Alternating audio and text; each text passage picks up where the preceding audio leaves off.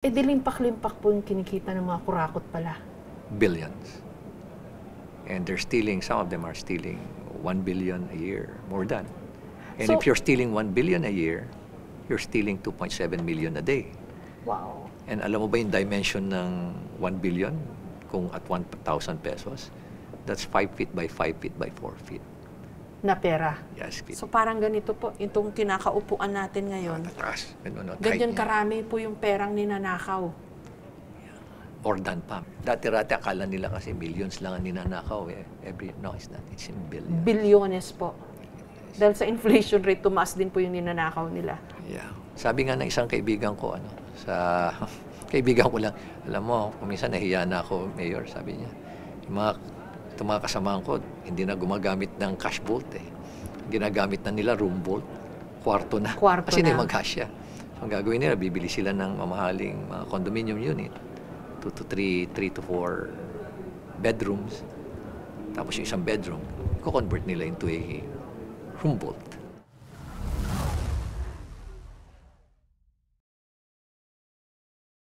Mayor Magalong, salamat po sa interview na ito.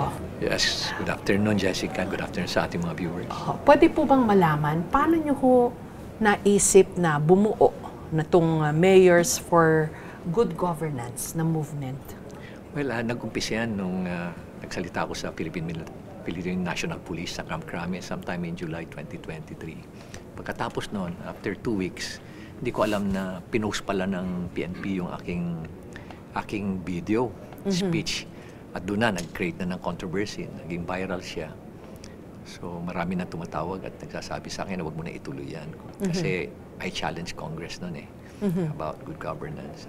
Tapos, maya-maya marami nagko-convince sa akin na huwag mo na ituloy. Character demolition, character assassination. Sabi nila sa akin, kawawa ka lang dyan. But I decided to pursue the advocacy. And that naalala ko ngayon sinabi ni Senator Lacson, Reggie, in the fight against corruption, you'll find out that, when you look behind you, nobody's out there fighting with you. And naalala ko na tumawag dun sa mga kaklase ko sa leadership and governance. Ito yung ini-sponsor ni Sir Jesse Robredo Foundation. So, kumontak ko sa kanila. And from there, nakausap ko yung mga young people behind the program. And then finally, we started discussing, and then nagkaroon kami ng focus group discussion, and then we built the Mayors for Good Governance na.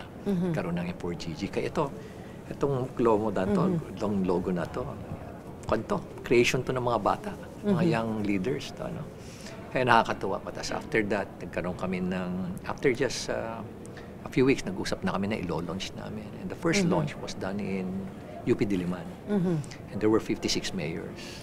56 lang po. Oh yeah, 56 out of the initial na 1,400 plus members, no? na mayors. 56 lang ang nag-signify. At wala kaming ginawang filtering. Kaya nung nag-uusap kami ng mga conveners, nandiyan sila Mayor Joy, Mayor Vico, Mayor Marcy, Mayor City Hataman, Mayor Romel Arnaldo ng Kauswagan. Pinag-usapan namin paano yung filtering. So sabi ko sa kanila, let us assume na people change. Assuming na meron na silang mga bad practices, well, when they join good governance, pwede sila mag-change. So, tinanggap namin. Hindi kami nag-filter. And then, 56, after mga almost 2 years, 2025, umabot kami sa 202. Tapos nagkaroon ng election.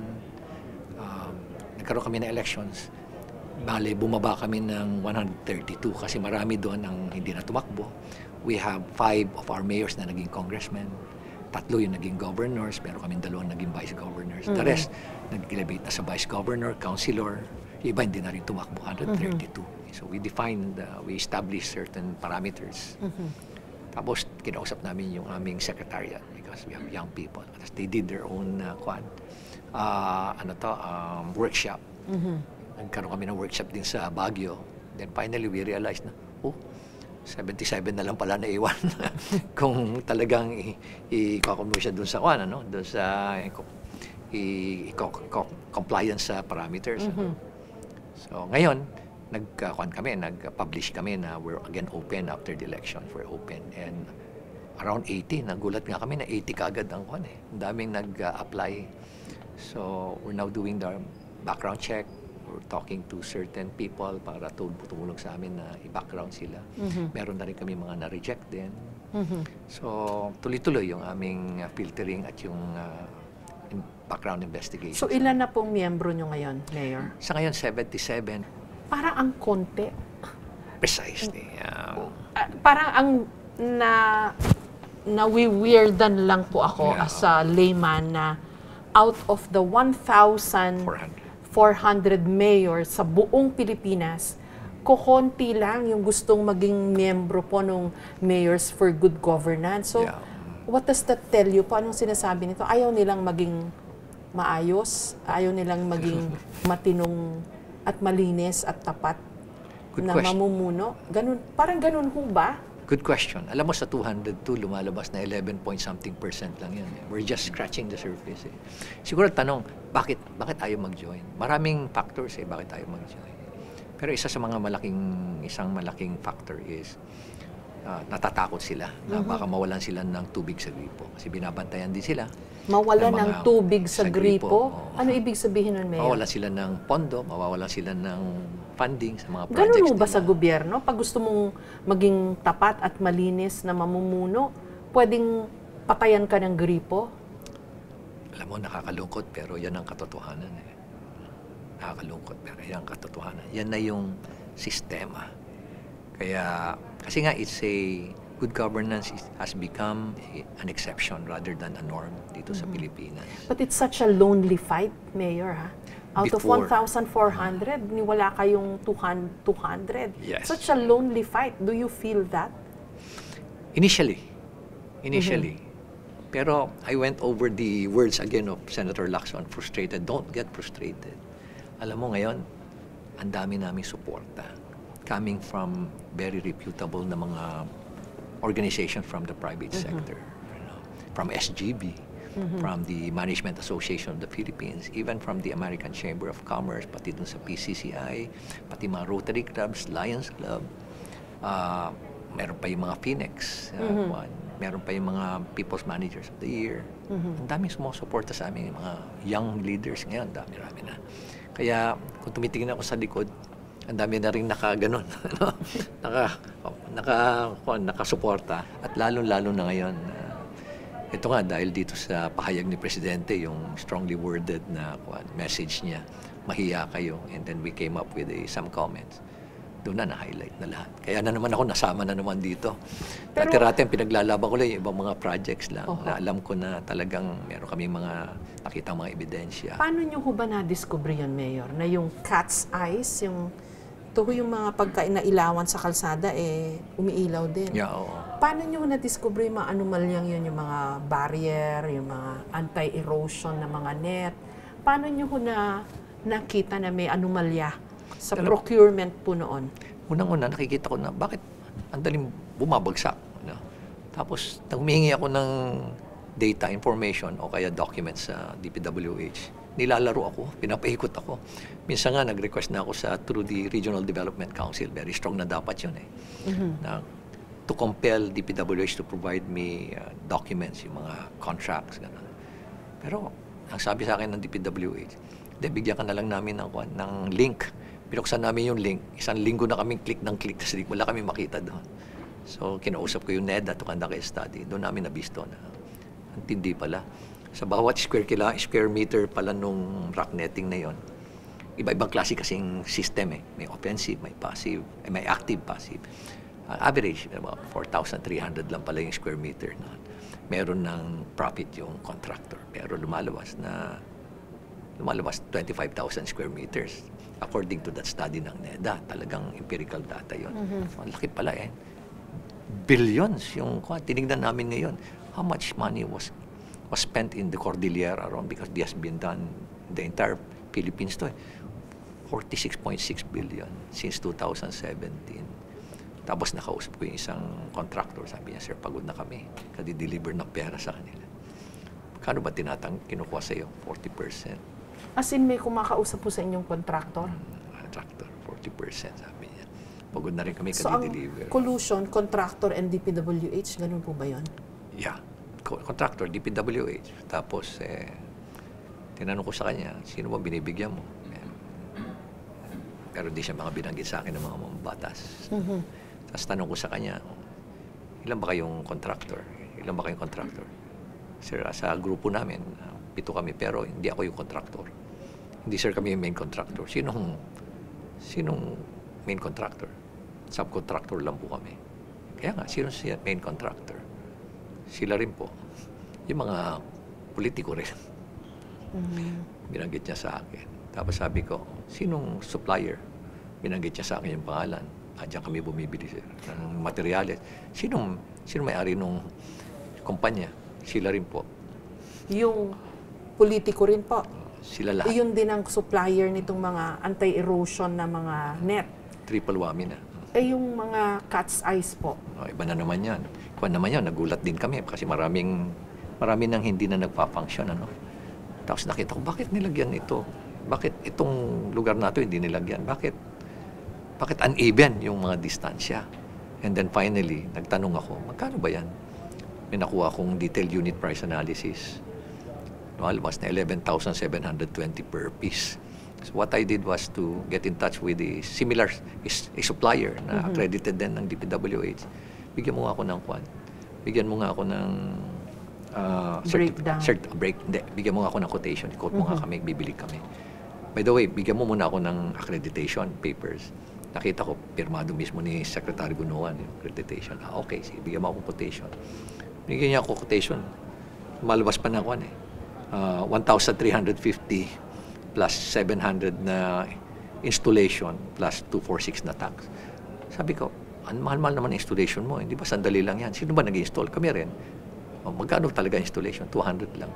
Bakit ginawa mong 700? Yung 500 for the boys. Kasi hindi sila binibigyan ng mga politiko.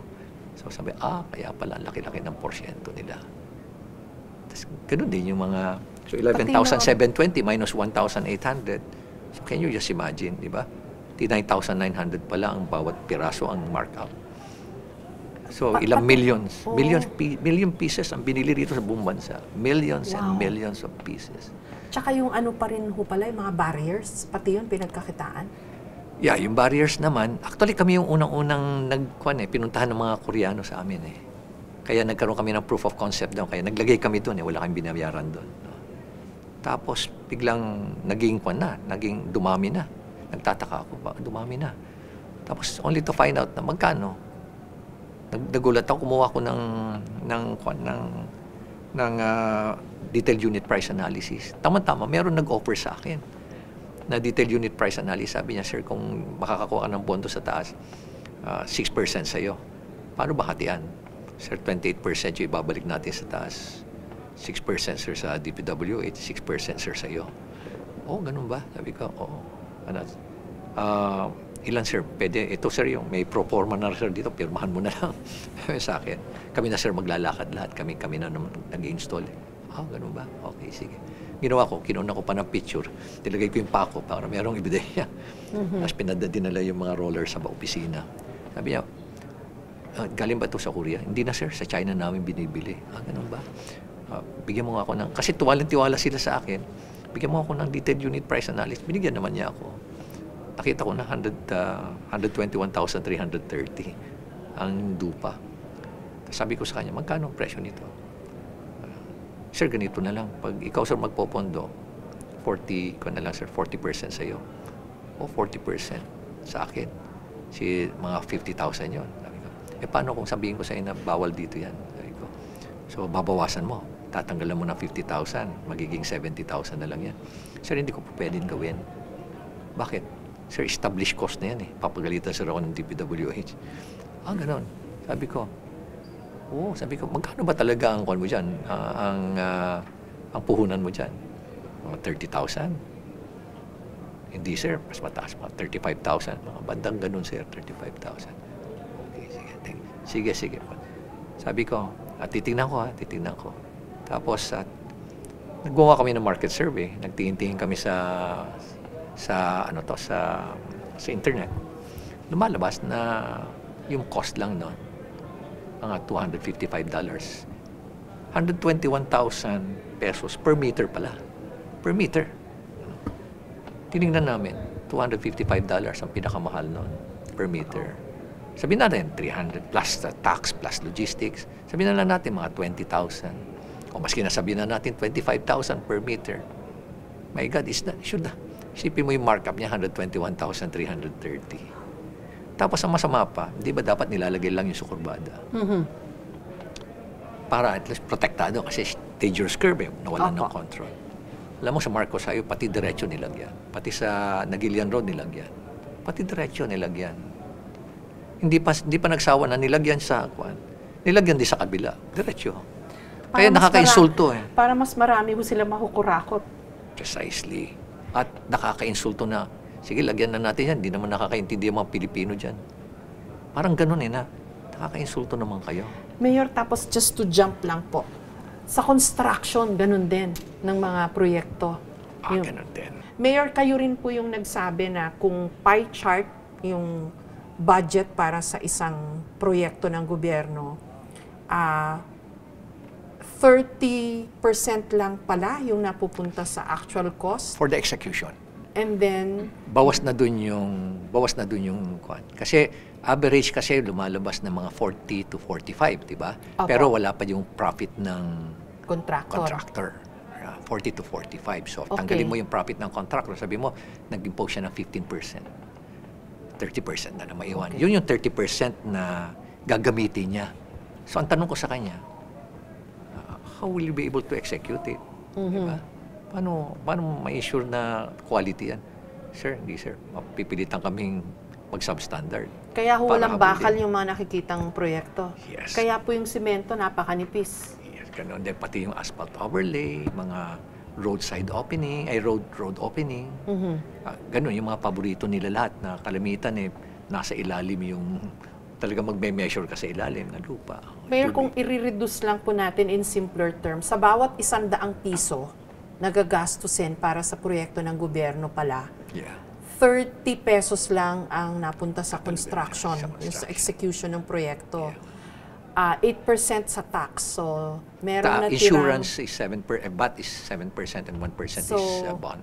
So, 60% halos kinurakot po lahat yon. Ganun po katindi yung problema. Wow. At conforme pa yan sa project. Sa rock netting, ang laki ng markup eh. Kaya nga, kaya nila na sila na yung kinuha nila yung 40%. Sila pa yung contractor. Sila pa yung supplier. Oo, dahil minsan yung, sabi nila, yung contractor, congressman na rin ngayon. Syempre. Kasi, masarap na rin. Dilimpak-limpak po yung kinikita ng mga kurakot pala. Billions. And they're stealing, some of them are stealing 1 billion a year, more than. And if you're stealing 1 billion a year, you're stealing 2.7 million a day. Wow. And alam mo ba yung dimension ng 1 billion? Kung at 1,000 pesos, that's 5 feet by 5 feet by 4 feet. Na pera. Yes. So parang ganito po, itong kinakaupuan natin ngayon. Ganyan karami po yung perang ninanakaw. More than pa. Merong iba sa kanila, more than In a year po yun, no? Every year. Wow. Anhin nila yung perang yun? Hindi millions are, dati-rati akala nila kasi millions lang ang ninanakaw eh. No, it's not. It's in billions. Bilyones po. Dahil sa inflation rate, tumaas din po yung ninanakaw nila. Sabi nga ng isang kaibigan ko, kaibigan ko lang, alam mo, kuminsan nahiya na ako, Mayor, sabi niya. Yung mga kasamahan ko, hindi na gumagamit ng cash vault eh. Ginagamit na nila room vault, kwarto na. Kasi na mag-cash siya. So, ang gagawin nila, bibili sila ng mamahaling mga condominium unit, 2 to 3 to 4 bedrooms. Tapos yung isang bedroom, i-convert nila into a room vault. So, Mayor, pag lumabas tayo at dumaan sa kalsada, meron kaya doon pong hindi pinagkakitaan ng mga kurakot? Halos lahat. Basta public works, halos lahat makikita mo. Kalsada, barrier. Tuwing dumadaan ka, kasi dumadaan ka sa barrier na yan, bilangin mo yan, hundreds of kilometers yan. Per kilometer, 1,000 yan. 1,000 times almost 90 to 100,000 per meter ang markup. Ang kickback. Diba? So bilangin mo, o kaya yung cat's eye, bawat yan, 9,900, 9,900, 9,000. Iba pa yung solar lights. Kayo po, you served in the police when it was still under the military. Buhay sundalo po kayo noon. Yes. And then you come face to face dito po sa ganitong mga pangungurakot, ano pong naiisip nyo? Ano pong nararamdaman nyo? Masama loob mo because we are out in the field. Kita namin yung poverty. We've seen it. We have been there. We have visited villages na talagang hirap ang mga tao. Hanggang ngayon, di ba? Pupunta ka sa Ipcan, magkano lang kinikita ng mga vendors? 400 pesos, 300 pesos. Taxi driver, 600, 700. Jeepney drivers, ganun din. Tapos itong mga to, nagbabayad pa sila ng tax. Itong mga tao na to, isipin mo, walang binabayaran tax sa bawat ninakaw nila. Utang tayo ng utang. Bulsa na ng bulsa. Pumapalakpak kasi tuwing may utang eh. Mungutang tayo. Pumapalakpak sila lalo. Kasi tuwan-tuwa sila, mayroon na naman kami. At ang masama nito, yung kanilang kasakiman, greed, walang hangganan. Tuloy-tuloy. Tuloy-tuloy. Walang, may joke pa nga dyan eh. Sarado po ang opisina pero bukas po ang tanggapan. Bukas sa mga drawer. Dati may mga ganong kwento. Kaya nga, gusto ko lang iparating. Sabi nga ni Mayor City, yung isang kasamahan namin, si Isabela, sabi niya, alam mo Mayor, hindi sana ako manggigigil kung alam kong wala tayong pwedeng gawin eh. Kung wala tayong pwedeng gawin, eto pwede, may paraan eh. Merong solusyon, pero hindi nangyayari, kaya nanggigigil ako, sabi niya. Si Mayor Vico naman, sabi niya, Mayor Benji, sabi niya, nakakalungkot isipin. Ngayon, nagtatax na naman yung DOF sa atin, sa mga deposit natin, interest natin sa bangko. Bakit hindi na lang muna habulin yung mga magnanakaw dyan? Di ba? Mas malaki pa yung marirecover nila. Nagtatax sila to generate revenue. Ano naman yung nagtatax siya para sa generate revenue? Yung revenue naman na generate natin, ninanakaw ulit. Unahin muna nila yung mga magnanakaw dyan. Hindi ho mahirap ang Pilipinas, eh, no? Sa laki po ng ninanakaw, ng kinukurakot, hindi mahirap ang Pilipinas, Mayor. Yeah, mga 20% of the total budget. And we did tinignan nga namin yung budget eh. Tinignan namin, ni-review namin, nag-drill down kami, kasama namin yung grupo ng coalition, National Budget Coalition. Ito yung mga bata to na nagtrabaho sa finance, sa DBM. Nakita nila kung paano talaga minanipulate, minasacre yung 2025 budget. And previous budget, dahan-dahan nila minanipulate para lang talagang masatisfy yung ilalagay nilang mga insertions at yung mga pork barrels. Grabe talaga. Pag pinakita namin sa iyo, ako nga, pag nagsasalita ako sa mga iba't ibang mga organizations, naimbita ako. Pagkatapos ko magsalita, umiiyak yung mga tao. Umiiyak sila because the feeling of helplessness and hopelessness. At yung feeling nagigil sila na ganyan na pala. If you show them the numbers, pag pinakita mo yung numbers kung magkano at ninakaw ka, tapos ano magagawa ng itong numbers na to? You can build 4,754 classroom, school buildings at 50 million. You can build 474 hospitals. Sa Cat's-Eye pa lang yan, ha? Or 95,000 classrooms doon sa ninakaw nila lang sa Cat's-Eye. Isipin mo, every year, nag-iisip kami, paano na naman ito? Kulang na naman ng classroom, kulang na naman upuan, sira-sira na ng upuan. Ayusin na naman namin yung mga school buildings, kawawa na naman itong mga estudyante. Yung pala, pinagbubulsa lang ng mga korap na politiko at itong mga korap na bureaucrats, itong mga government officials. Ang gigigil ka talaga. Ngayon po, nandito na ho tayo sa puntong ito na naglalabasan na po yung mga napakarami palang kaso ng kurakot. And I think you were part of that build-up, Mayor. Anong pakiramdam niyo ho? Well, sort of redemption. Alam mo kasi, Jessica, nung una, walang naniniwala eh. No? Binabanatan ako. I was subjected to character demolition, lalo na nung election. Ay, grabe. Grabe yung pinalabas nila na ako pa yung kurap. Kay may Magalong yan, kay Magalong yung mga buildings doon, pati yung mga, ano mga hotels doon, pati yung mga famous na restaurant. Kay Magalong yan, pati taxi ka. Alam mo, I spent half of my time sa mga caucuses spent explaining the lies. At nakakalungkot isipin. Alam mo? And then I had the chance to talk to distinguished personalities, businessmen at mga religious sector. And nagsabi ako tungkol dun sa hinanakit ko na yung lies, yung mga kasinungalingan, ikinakalat. Alam mo, sabi nila sa akin, Mayor, dapat masanay ka. Dahil, eleksyon ngayon eh. Ganyan naman talaga ang eleksyon. 6 years ka ng mayor, dapat sanay ka na sa ganyan. Kulat ako sa sagot nila. Ganun ba? Sabi ko. So, lahat tayo rito, naniniwala naman tayo kay Jesus Christ. So, yan palang turo ni Jesus Christ sa atin. Pagdating sa election, suspended muna ang righteousness at ethical leadership. Sige, magsiraan kayo.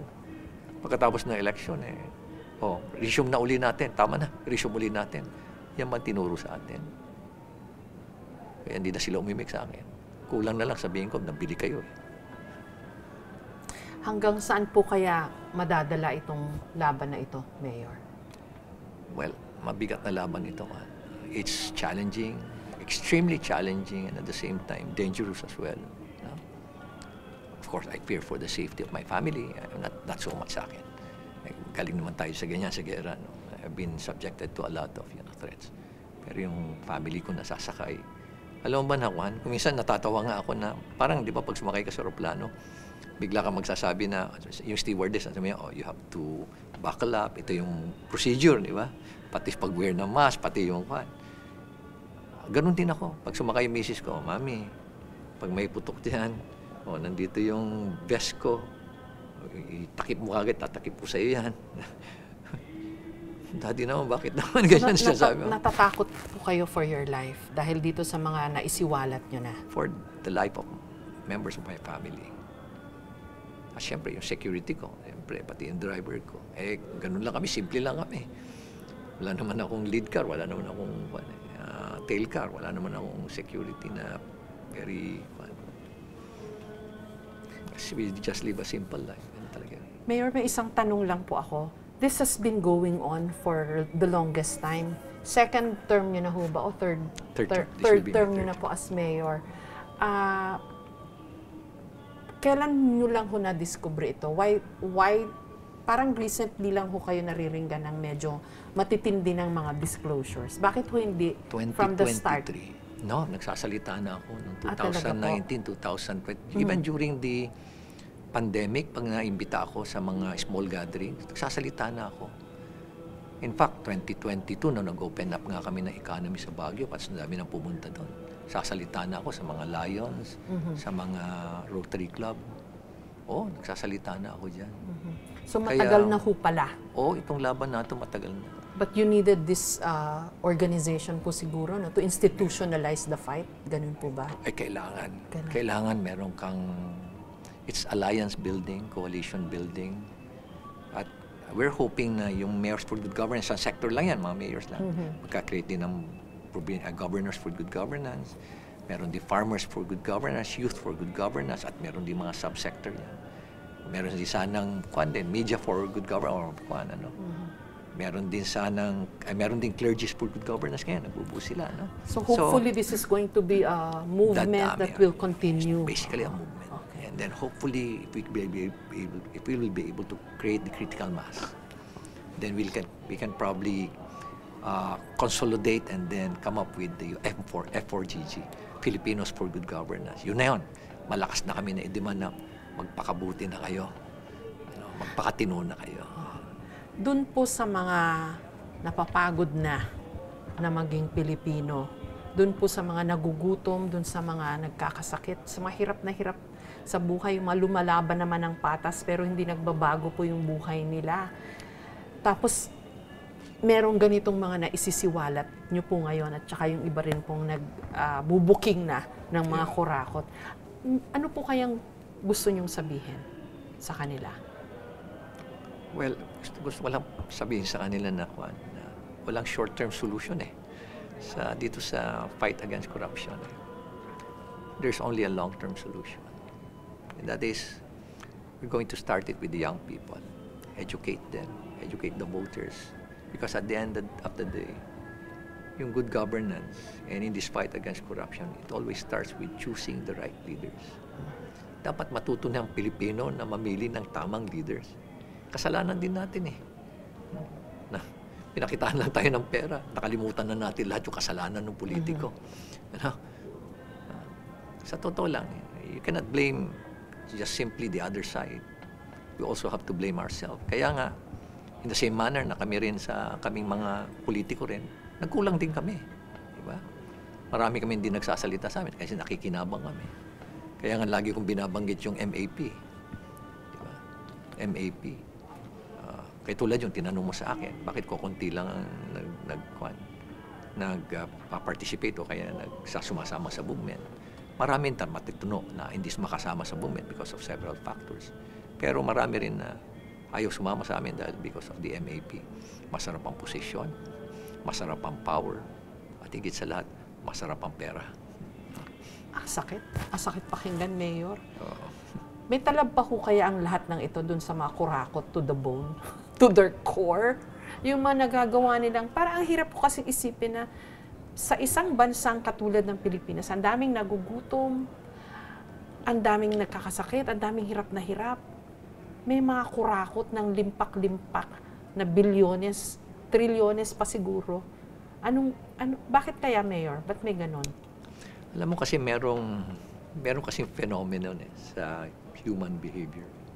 Sabi nga nila, man's desire is insatiable. Walang kabusugan. Walang kabusugan.